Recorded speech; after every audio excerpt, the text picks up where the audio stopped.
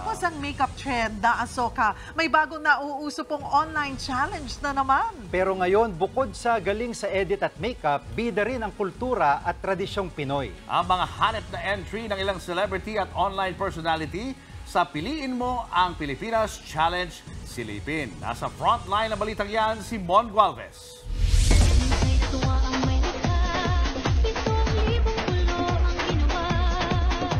Move aside Asoka dahil heto't umaariba na ang bagong trend sa bansa. Hashtag, Piliin Mo ang Pilipinas Challenge. Pagandahan ng transition, pabunggahan ng make-up, at syempre, kanya-kanyang paandar sa mga kasuotang talaga namang Pinoy pride. Itong si Magdalena Fox, bukod sa kanyang kakulitan, ilang tradisyon gaya ng panggagamot at pambabatok ang ibinida. Mga bayaning Pilipino noon at ngayon naman ang paandar na tema ni Jomar Lovena sa kanyang entry. Mga Pinoy Fiesta naman ang nasa spotlight ng mga entry ng mga TikTok stars na sina Kapitana at Jomar Yee. Gandang Pilipina naman ang ibinandera ni Batang Quiapo star Ivan Alawi. At Miss Flawless, Sash na Laparan sa kani-kanilang entry.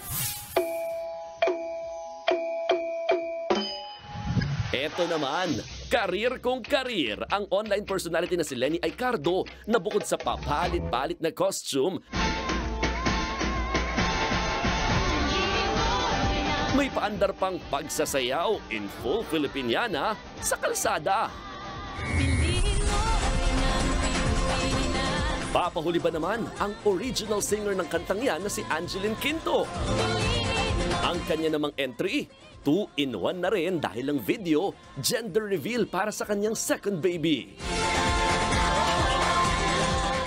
It's a girl! Congrats, Angge! Nagbabalita mula sa frontline.